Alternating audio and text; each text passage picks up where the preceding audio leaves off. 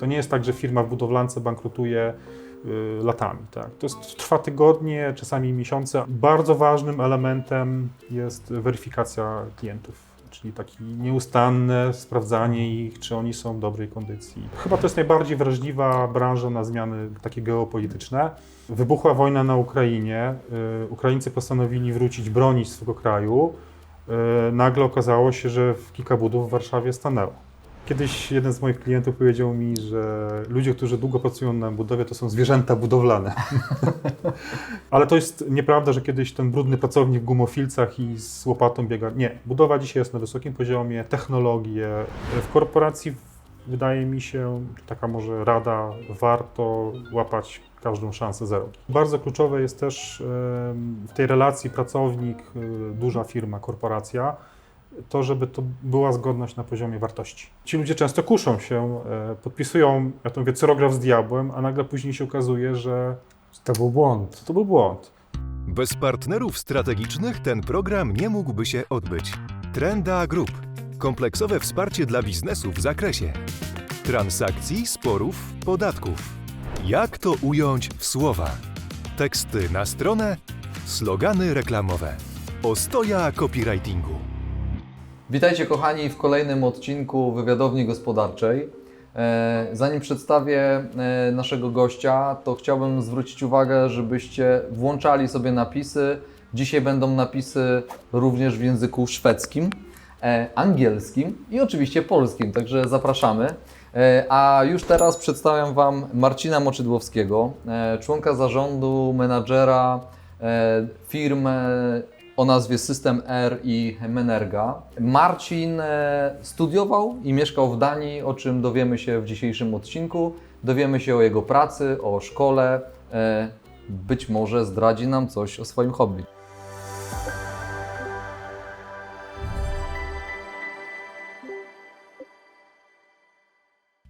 Cześć Marcin. Cześć.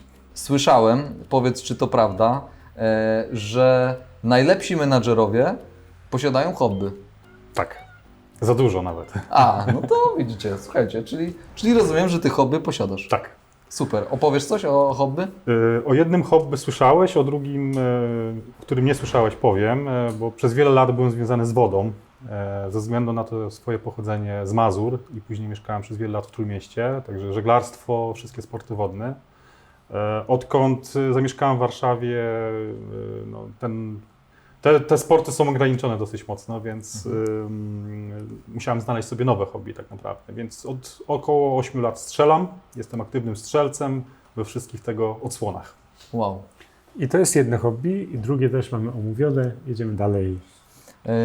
Wiesz co, czy Twoje plany, i pójdę w kierunku nauki, studiów, czy Twoje plany zawodowe jako student, czy one się spełniły? I tak i nie. Nie mam na to takiej jednoznacznej odpowiedzi, bo ja zacząłem studia inżynierskie. I jako inżynier chciałem projektować, budować urządzenia, programować mikroprocesory, bo studiowałem elektronikę. No właśnie, bo jesteś magistrem i inżynierem elektronikiem. Tak. To jest mój pierwszy taki zawód, pierwsze właściwie studia i tam chciałem być inżynierem, którym realizuje, projektuje urządzenia. Prawda jest taka, że w czasach, kiedy kończyłem studia, bardzo trudno było znaleźć pracę w tym kierunku. Rozmawiałem z 2 firmami, która jedna miała 100% obsady, druga nie była zbytnio zainteresowana. No i tak naprawdę gdzieś moje losy skierowały mi na coś pośredniego, takie kompromisowe rozwiązanie. Rozpocząłem pracę w LG jako inżynier, ale nie jako inżynier, który coś projektuje, programuje, tylko jako człowiek związany z produkcją. Okay. Więc moja pierwsza praca w życiu to była związana z produkcją telewizorów plazmowych. Ja wraz ze swoimi koleżankami i kolegami ściągaliśmy linię produkcyjną z Korei. No bardzo fajne wyzwanie, no ale wiadomo... Kiedy to było? W 2000, być może mylę daty, chyba Jasne, piątym, szóstym mniej więcej. Okay. Tak? Czyli początki lat 2000. Tak, także pierwsza linia produkcyjna telewizorów plazmowych powstała w Polsce, w Europie. I to było nasze takie główne zadanie tak naprawdę. Później Wow. tą linię uruchomiliśmy, ta pierwsza produkcja. Druga firma z kolei, też była to firma produkcyjna, Flextronics, zajmująca się produkcją elektroniki. Trochę bliżej mego kierunku, ale dalej to było bardziej odtwarzanie tego, co ktoś stworzył, czyli nie było to projektowanie. I więc tak jakby odpowiadając na to pytanie, pracowałem troszeczkę obok tego, ale nie realizowałem tego, do czego nas często przygotowywały studia. I zresztą to było dosyć częste doświadczenie wielu moich kolegów. Okej. Ale wstrzeliłeś się też w studia zagraniczne Tak. na terenie Danii. I powiedz z perspektywy lat, jak one wyglądają, czy znacznie się różnią od tego, jak się podejmuje edukację wyższą w Polsce? Na początku zaznaczę, że nie ma nic złego w studiach w Polsce. Wiem, że też na przestrzeni lat, ostatnich latach wiele się zmieniło, więc te uczelnie, szczególnie techniczne, mocno się rozwinęły. Przede wszystkim różnica jest taka, że za moich czasów bardzo duży był nacisk na teorię na studiach. I często ta teoria zostawała na papierze. Później gdzieś na wyższych latach studiów to te laboratoria, jakieś doświadczenia, praca w grupach troszeczkę była, ale wiele teorii zostało teorią na papierze. Czyli brakowało praktyki takiej. Dokładnie. Z kolei Dania, miejscowość Odense, to miejscowość, którą możecie znać z Jana Christiana Andersena, a drugi słynny Duńczyk z tej miejscowości to był Niels Bohr, który stworzył teorię atomu. Więc bardzo dobre uczelnie, ale uczelnie, gdzie są te proporcje teoria, praktyka odwrócone. 4 godziny teorii, uczymy się tam, przygotowujemy się teoretycznie, a później kilka dni w laboratorium, gdzie sprawdzamy empirycznie wszystkie te rzeczy, które żeśmy się uczyli. Więc jest bardzo odwrócona proporcja. Drugi aspekt studiów w Danii, które były na korzyść właśnie tej uczelni, to duży kontakt z innymi kierunkami i praca w grupach. Była ta korelacja, uczyliśmy się pracować w większych grupach. To nie było tak, że do laboratorium wchodziło 30 studentów, tylko pracowaliśmy w mniejszych grupach i to też bardziej odzwierciedla realia później biznesowe. Okay. A czy wybierając studia już wiedziałeś, miałeś wykrystalizowany plan, co chcesz robić zawodowo? Chciałem być inżynierem. Nie do końca wiedziałem, jakiego kierunku. Wiedziałem, że chcę być inżynierem z tego względu, że lubiłem przedmioty ścisłe. Ale prawda jest taka, że za moich czasów uczniowie szkół średnich bardzo mieli mały kontakt i możliwości poznawania tego, co później robić. Szczególnie jak się z małej miejscowości, tak jak na Mazurach ja się wychowałem, nie ma takiego biznesu, który by ci młodzi ludzie mieli możliwość poznać, zrozumieć, trochę ukierunkować. Tak naprawdę z tamtych czasów dosłownie 2 osoby, 3 osoby były dosyć mocno ukierunkowane, wiedziały, co chciały robić. Pozostali troszeczkę tak intuicyjnie wybierali. Ja też podjąłem, nie ukrywam, intuicyjnie. Wybrałem telekomunikację, elektronikę z tego względu, że wtedy to był największy rozwój tak naprawdę tych obszarów w Polsce. Powstawały nowe sieci, takie, nie wiem czy pamiętacie, Centertel, Era, Ojej. więc to były takie końcówka telekomunikacji polskiej, pojawiała się taka zdrowa konkurencja dla telekomunikacji polskiej i nagle się okazało, że wtedy wydawało mi się to bardzo atrakcyjnym kierunkiem. Tak? A czy w tej branży elektronicznej i w ogóle od strony takich umysłów ścisłych, to ktoś w Twojej rodzinie też jest po takich kierunkach, czy to był jakiś czysty przypadek? Bo zastanawiamy się, dlaczego się zainteresowałeś akurat tą inżynierią. Czysty przypadek. Miałem tak jak mówiłem, dużą pociąg do tych nauk ścisłych, dobrze się w tym znajdowałem, ale tak naprawdę u mnie w rodzinie nikt nie był inżynierem.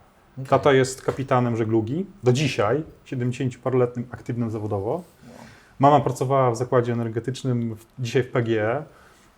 Z kuzynostwa też byłem jednym z pierwszych, który podjął taką pracę inżynierską, także ja przecierałem szlaki. Tym bardziej trudne, bo nie dość, że nie miałem kogoś w rodzinie, który by mnie mógł w jakiś tam sposób wspierać, przynajmniej technicznie, tak, to jeszcze pochodziłem z małej miejscowości, tak, więc przyjechanie do dużego miasta, czy później do innego państwa w ogóle było dużym wyzwaniem, tak. A czy w ogóle w tej branży takiej elektronicznej i w tych firmach, w których pracowałeś wcześniej, jest szansa pracować w ogóle bez wykształcenia? Jako inżynier? Nie.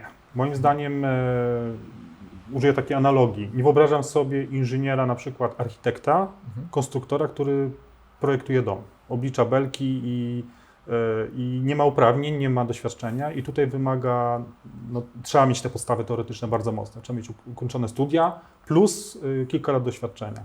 Tak samo, nie wiem, inżynier elektryk. No nie wyobrażam sobie, że ktoś projektuje jakąś sieć energetyczną bez wykształcenia. Z kolei odniosę się do obecnej mojej pracy, tak, jestem teraz menadżerem.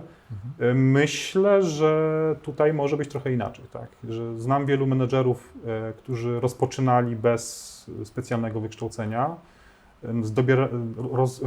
rozpoczynali działalność swoją firm lub gdzieś tam awansowali w firmach i dopiero później uzupełniali tą wiedzę. Po paru latach na przykład szli sobie na MBA gdzieś, czy robili jakieś kursy menedżerskie.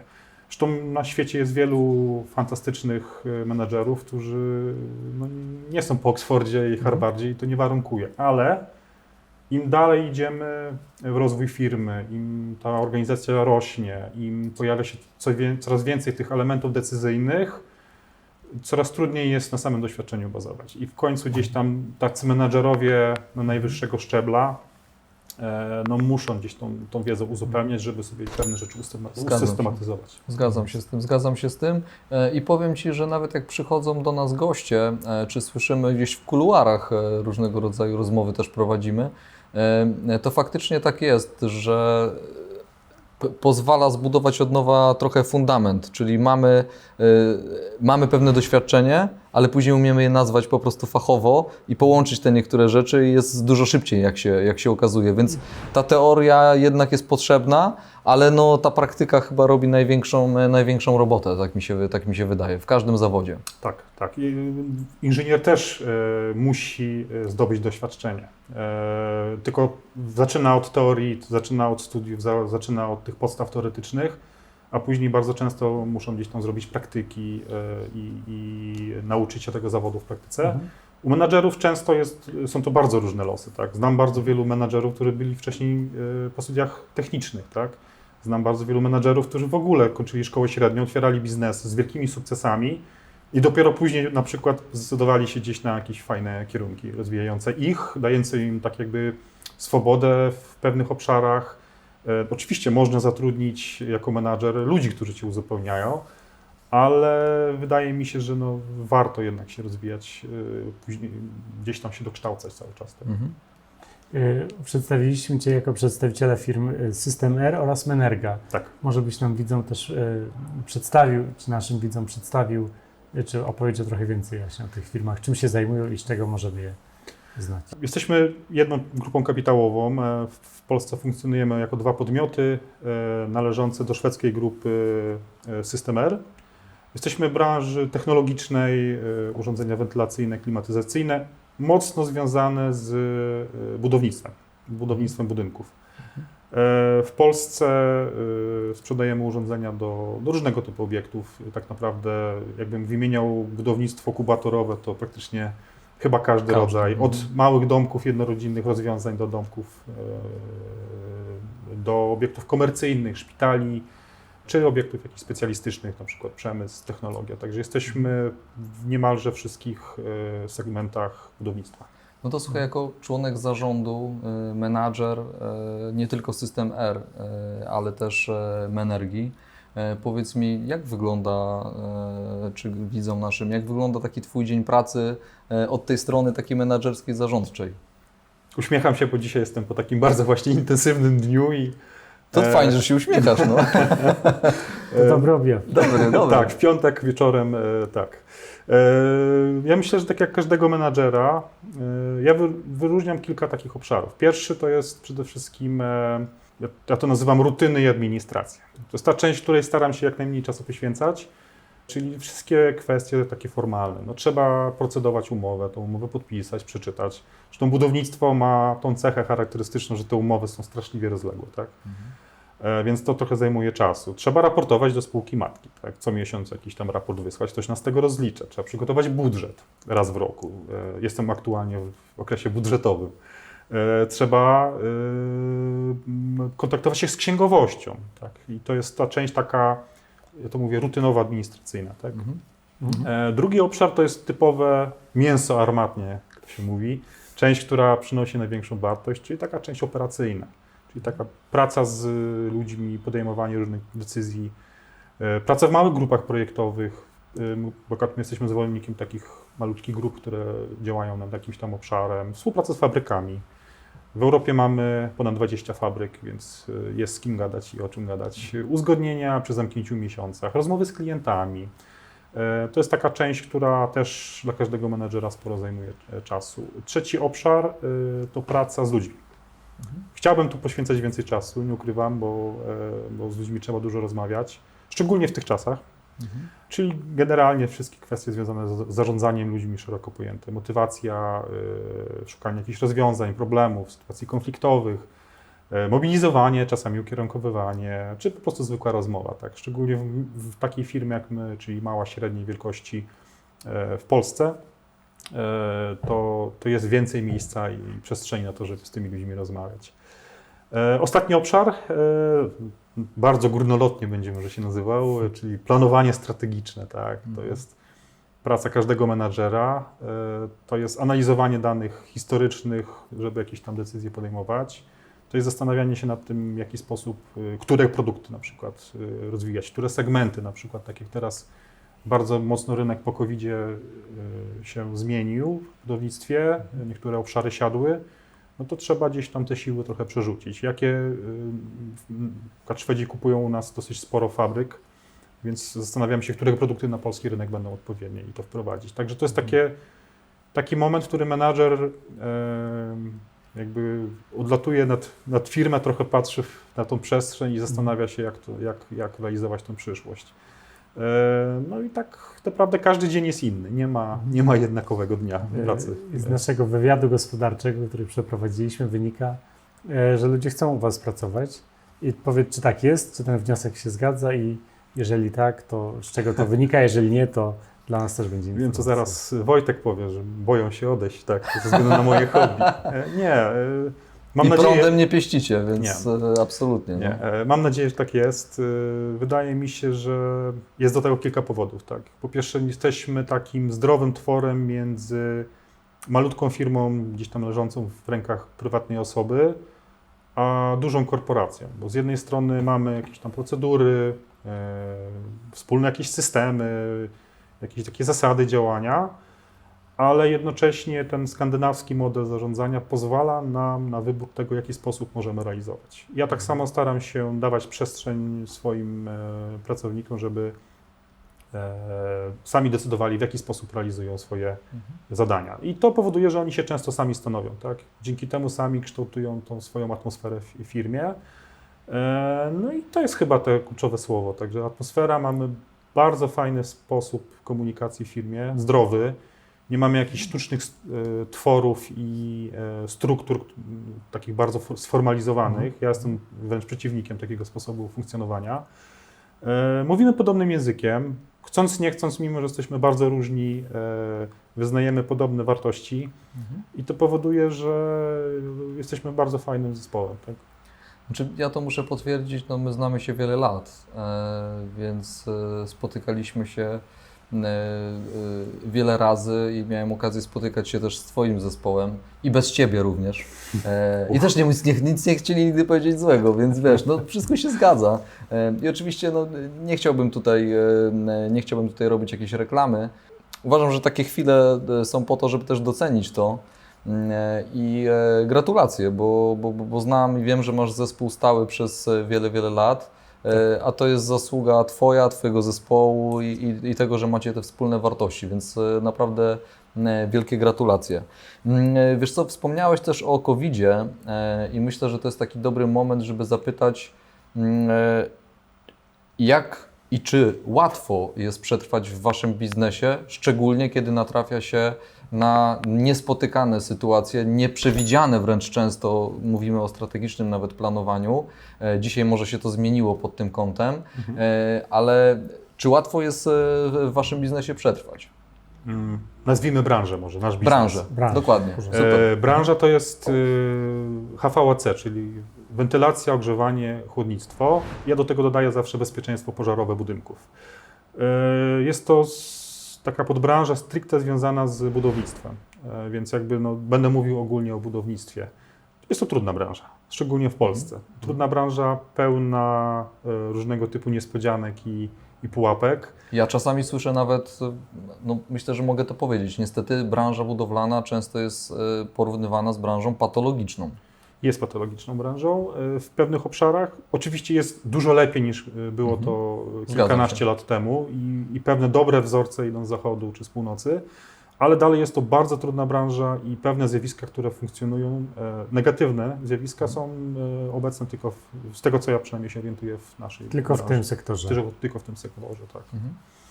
A czy napotkaliście, pomijając już COVID, ale być może to też był jakiś moment taki zwrotny, czy napotykacie w swojej branży na jakieś takie problemy, albo macie już je za sobą i w jakiś niespotykany sposób sobie z tym poradziliście, wyszliście temu naprzeciw? Możesz się czymś podzielić? Masz jakiś taki przykład?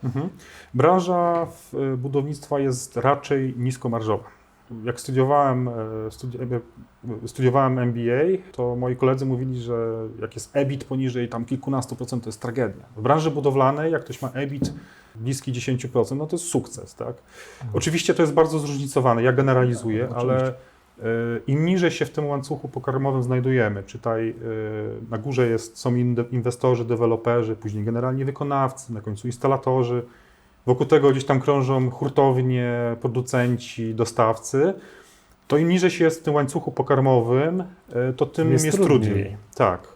I na przykład taki instalator, który jest potencjalnie moim klientem, proszę sobie wyobrazić, że no raczej oni nie mają dużych zysków na tej swojej działalności. Terminy płatności są średnio w branży 60 parę dni.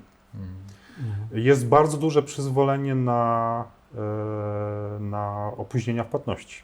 Jest duża taka tradycja branżowa nawet, żeby nie płacić w terminie. Na to ta moralność płatnicza jest naprawdę na bardzo niskim poziomie. Na to nakładają się bardzo trudne umowy, o których wcześniej wspominałem. Największa umowa, jaką w życiu czytałem, włącznie z załącznikami, to było około 80 stron. I to nie jest tylko kwestia zapisów prawniczych, jakichś tam kruczków prawnych, ale również kwestia technologii, terminologii, zrzucenia tego w całość, więc nawet jeżeli jest bardzo dobry prawnik, który zna się na przykład na prawie jakimś tam biznesowym, budowlanym, to może nie wystarczyć. Nie. Bo Musi są jeszcze techniczne rozumieć, branże czuć tą branżę, tak? No i te silniejsze strony bardzo często stosują takie zapisy, które próbują narzucić tym słabszym. I ten biedny instalator, którego będę się odwoływał, często podpisuje tą umowę bez możliwości wielkich negocjacji. Kończy tą inwestycję, zarabia jakieś środki. Część jego środków jest często w postaci zatrzymań gwarancyjnych, zabierana na poczet gwarancji, na przykład czy należytego wykonania. Zamrażana, tak? Tak. Często to jest kilka lat. I na sam koniec bierze kolejną inwestycję i musi bardzo dużo środków znowu wrzucić, kolejną inwestycję, kupując materiały, produkty, nie mówiąc o bieżących kosztach. A cały czas jest ogon. Tak, więc efekt jest tego taki, że cokolwiek się dzieje w branży, malutki zmiana negatywna, na przykład lekkie spowolnienie, to budownictwo odnotowuje najwyższe spadki, odczuwa największe spadki zyskowności firm. Firmy tracą płynność i jest najwięcej postępowań restrukturyzacyjnych, upadłości. Chyba to jest najbardziej wrażliwa branża na zmiany takie geopolityczne.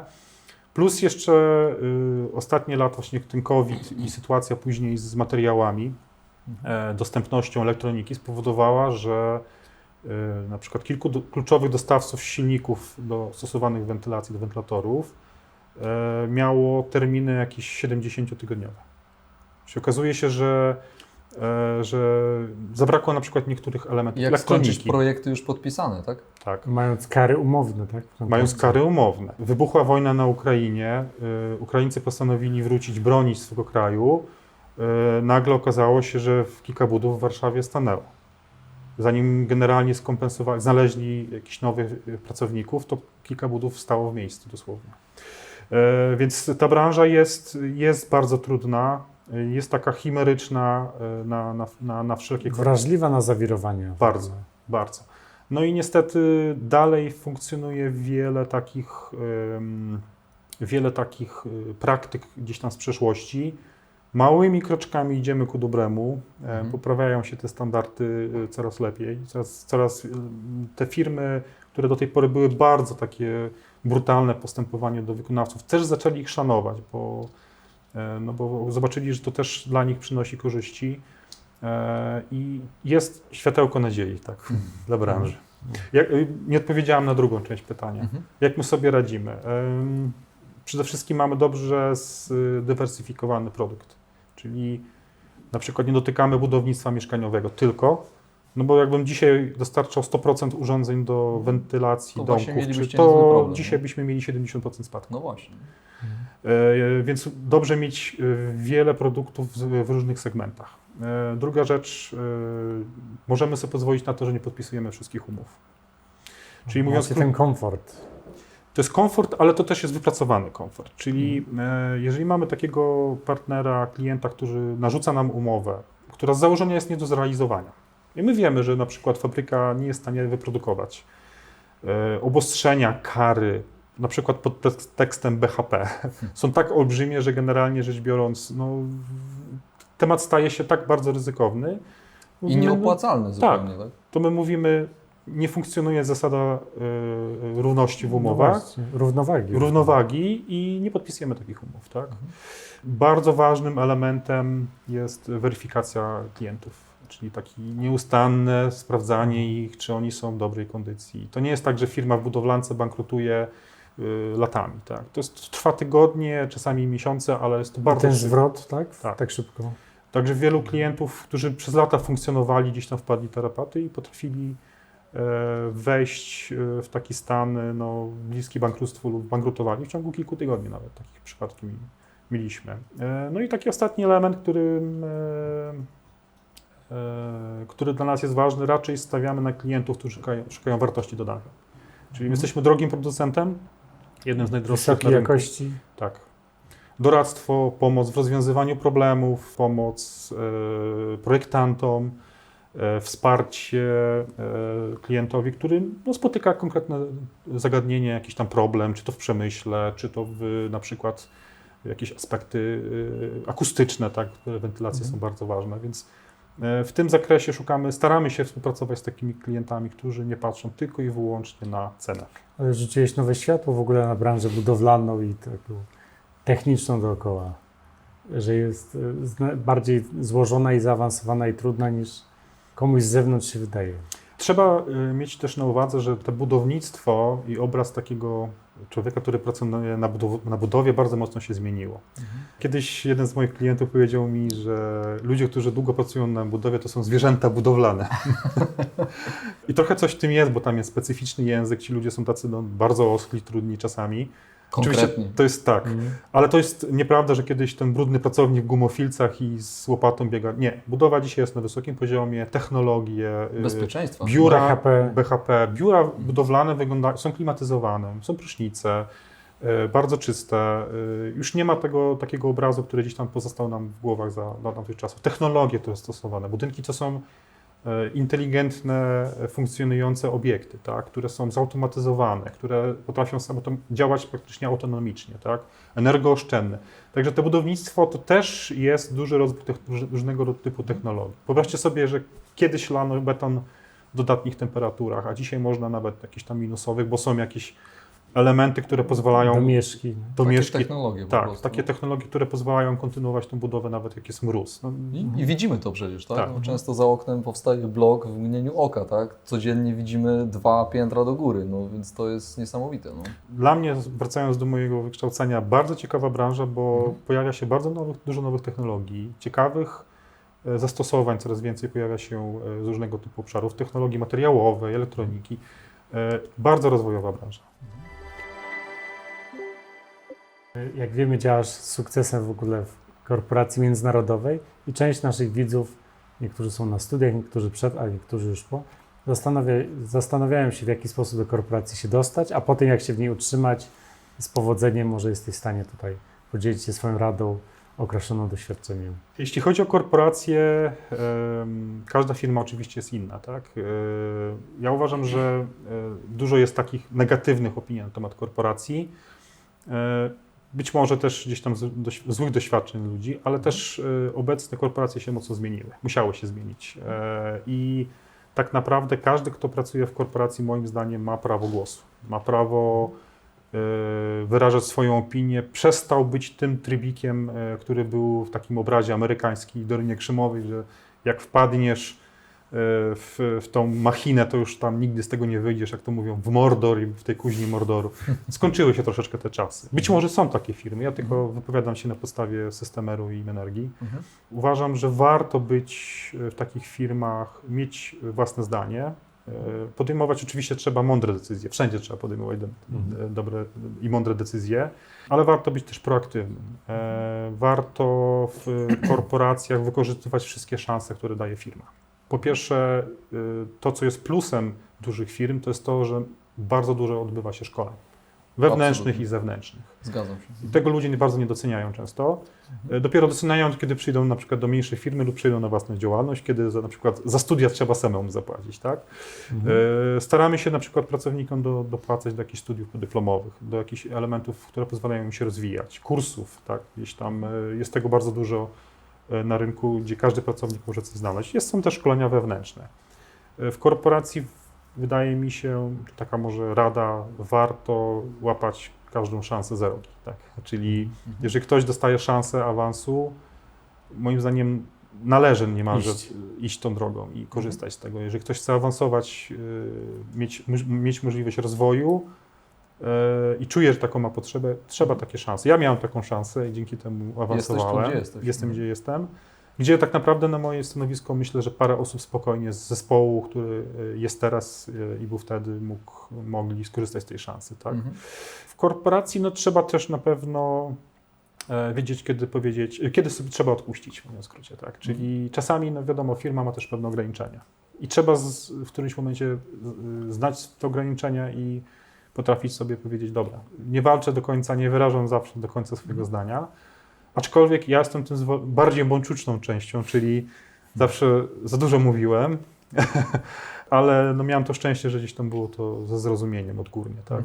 Znaczy, ja jak znam Ciebie, to jesteś raczej osobą, która też daje też feedback, dlaczego ma takie, a nie inne zdanie. I ja się cieszę, że to wybrzmiało, co powiedziałeś o korporacji, bo ja też mam za sobą kilka korporacji. Ja jestem wdzięczny tym firmom za to, że mogłem się wielu rzeczy nauczyć i absolutnie się podpisuję pod tym, co powiedziałeś, że należy korzystać ze szkoleń. Dzisiaj też prowadzę swój biznes i mam wiele rzeczy za sobą. I uważam, że te korporacje mają bardzo dużo plusów, ale trzeba być po prostu świadomym, czyli wiemy, po co tam idziemy, wiemy, jaka jest nasza rola, wiemy, jakie są nasze zadania i jeśli mamy do tego dołączone szkolenia, czy jakiś rozwój, szkołę i tak dalej, rewelacja. I uważam, że żal z tego nie skorzystać. Dobrze wykorzystany czas. Znaczy uważam, to co też powiedziałeś i jasno podkreśliłeś, z tego jakiegoś nawet awansu, ze wszystkiego, co ktoś proponuje, zazwyczaj jest to przemyślany proces. Czyli jeśli w niego wchodzisz i ktoś Cię w tym procesie widzi, to znaczy, że są rzeczy, których być może Ty nie widzisz, ale warto z tego skorzystać, bo się po prostu rozwiniesz. Tak, i warto mieć swoje zdanie, tak? Bo często jest tak, że ludzie, nie wiem dlaczego, boją się wyrazić swoją opinię. Być może jest taka kultura organizacyjna, która nie pozwala im wyrażać swoich opinii, to powinni zmienić wtedy pracę. Wiesz co, ale zdarza się też tak, nie wiem, czy się ze mną zgodzisz, ja się z tym spotkałem, że czasami ludzie mówią nie, bo nie. Ja nigdy nie mam problemu z tym, jak ktoś mówi nie, ale powiedz dlaczego nie i daj rozwiązanie, jakie masz na tą daną sytuację. I wtedy jest inna rozmowa. Tak. Więc czasami przychodzą ludzie, którzy mówią nie, bo po prostu nie, bo nie pasują, nie chcą zmian. Więc tu wydaje mi się, że trzeba być trochę bardziej elastycznym i rozmawiać to, co podkreśliłeś. Tak, ja myślę, że bardzo kluczowe jest też w tej relacji pracownik, duża firma, korporacja, to, żeby to była zgodność na poziomie wartości. Jeżeli wchodzi ktoś do firmy i kultura organizacyjna od początku mu nie pasuje i źle się z tym czuje, nie powinien w takiej firmie pracować. Jeżeli wchodzi do firmy, która realizuje coś, co jest niezgodne z jego kręgosłupem moralnym, to broń Boże nie powinien podejmować takiej pracy. Ja osobiście widzę, szczególnie teraz i zwłaszcza w dużych miastach, jest duża rotacja pracowników między firmami, przez to, że jest niskie bezrobocie, tak? Brakuje specjalistów. I firmy konkurencyjne często podkupują wartościowych pracowników, płacąc im holendarne pieniądze. często dużo większe, wykraczające poza zakres na tym konkretnym stanowisku. I teraz ci ludzie często kuszą się, podpisują, ja to mówię, cyrograf z diabłem, a nagle później się okazuje, że To był błąd. to był błąd. Po paru latach zaczyna coś, albo często po paru miesiącach nawet, zaczyna coś przeszkadzać, tak? Że gdzieś te wizje, pomysły, atmosfera pracy nam nie pasuje. Dlatego ja I myślę... te pieniądze nawet wyższe nie są warte tego, bo one nam gdzieś tam przyświecają. No wiadomo, że każdy z nas pracuje dla pieniędzy, ale Tak. de facto no, te pieniądze nie są jedynym wyznacznikiem moim zdaniem. Tak, wcześniej czy później zaczniemy się męczyć. Dlatego użyję takiej metafory. Ja na przykład nie mógłbym pracować w firmie, która sprzedaje tylko i wyłącznie cenę, a kosztem na przykład jakości. I później spotykałbym tych klientów na różnego typu wydarzeniach, czy po prostu na zwykłych spotkaniach biznesowych i oni by patrzyli mi w oczy, kurczę, co ty mi tu sprzedałeś, tak? I jak ja mam z tym teraz funkcjonować. I troszeczkę na takiej samej zasadzie ludzie powinni patrzeć na przyszłe firmy. Nie podpisywać tego cyrografu z diabłem Tak. i zweryfikować się, czy jest ta zgodność. Ja wiem, że to znowu brzmi bardzo górnolotnie, ale to jest tak bardzo jest, ważne. wierzysz w to po prostu. Ja w to wierzę, tak. Wiesz co, chciałbym zapytać, masz bardzo bogate i długie doświadczenie i zagraniczne, i tutaj polskie w międzynarodowych korporacjach. Który z momentów tej kariery był taki zwrotny? Mam dwa takie momenty. Pierwszy to był moment, kiedy postanowiłem odejść z firm produkcyjnych. Poniekąd zrezygnować z tej inżynierii. No, nie byłem tym takim inżynierem, którym programował mikroprocesory i tam, gdzie się widziałam swoją przyszłość. Ale no, czułem, że jednak już nie będę takim pełnowartościowym inżynierem, tak ja sobie to wyobrażałem. A jednocześnie czułem się dobrze w pracy z ludźmi, z klientem zewnętrznym. Sprawiało mi to dużo przyjemności. I tak naprawdę moja intuicja mi podpowiedziała, kurczę, spróbuj tego. I podjąłem takie ryzyko, poszedłem do handlu zupełnie przez przypadek. Trafiłem do branży też, było to w tym dużo przypadku. I tak naprawdę to była bardzo dobra decyzja. To była Ryzykowna i dobra. Tak, bo pierwsze lata takie naprawdę, jak ktoś nie wejdzie w ten rytm inżynierii, zresztą to obserwuję też na bazie doświadczeń moich kolegów i koleżanek, to trudno jest później wskoczyć to, bardzo trudno jest kontynuować to, co się pozyskało na studiach, tam gdzie się człowiek specjalizował. A ja właśnie wpadłem w taką pułapkę, że mogłem zostać tym inżynierem nie do końca spełnionym, gdzieś tam mógłbym się frustrować za ileś lat, czułbym się źle w tej organizacji i poszedłem troszeczkę na wariata do sprzedaży i jestem tu do dzisiaj i czerpię z tego wielkie korzyści. Drugi moment to był, kiedy awansowałem tak naprawdę, bo wtedy tak naprawdę poczułem, że się bardzo mocno rozwijam, że dotykam czegoś, co jest tak naprawdę nieskończone, czyli do końca życia będę musiał się czegoś uczyć, pracy z ludźmi, finansów, zarządzania, planowania. To jest tak szeroka wiedza, że to nigdy nie będzie monotonne. Jeszcze przy moim charakterze, mojej osobowości, ja bardzo lubię, jak coś się dzieje, tak? Jest jakaś dynamika w pracy. I to masz. To mam, tak. Super. Wiesz co, nie wiem, czy chciałbyś się tym podzielić, ale nas to bardzo ciekawi. Z którego z momentu, a być może sam moment, jest więcej tych niż jeden, jesteś najbardziej dumny? Z aktualnego momentu. No to nie ma za co. Nie, jeśli chodzi o obecne czasy, tak. Jasne, żartuję sobie. Mam wspaniałą rodzinę, cudowną partnerkę, wspaniałego syna. Mam czas na hobby, a jednocześnie realizuję się zawodowo i potrafię znaleźć czas na jedno i drugie. I to jest chyba wspaniałe uczucie, którego życzę każdemu, tak? Bo wiele osób bardzo dobrze radzi sobie zawodowo, ale ta praca przeszkadza im w życiu prywatnym. I odwrotnie, czasami niektórzy nie potrafią sobie uporządkować sprawy prywatne, one gdzieś tam siedzą im z tyłu głowy, przez co przeszkadza im to w pracy. I jeżeli ktoś potrafi to uporządkować i ma taki status, że jedno i drugie jest zbalansowane, to jest wspaniałe uczucie. Tak? A jak znaleźć taką receptę na to, jeśli możesz powiedzieć z własnych doświadczeń, bo ja też staram się iść tą drogą i uważam, że to jest jedyna właściwa. Kiedy masz każdy z tych obszarów poukładany po swojemu i Ja to chyba nazywam nawet w ten sposób, że nie jesteś niewolnikiem z żadnych z tych obszarów. Czyli nawet jeśli jesteś w związku, to jesteś wolnym człowiekiem, nawet jeśli jesteś w pracy, to jesteś wolnym człowiekiem, nawet jeśli masz dzieci, to jesteś wolnym człowiekiem. Tak. Ale jak do tego doszedłeś? Jak złapałeś tą równowagę? Jak na to wpadłeś? Na pewno nad każdym z tych obszarów trzeba ciężko pracować, tak.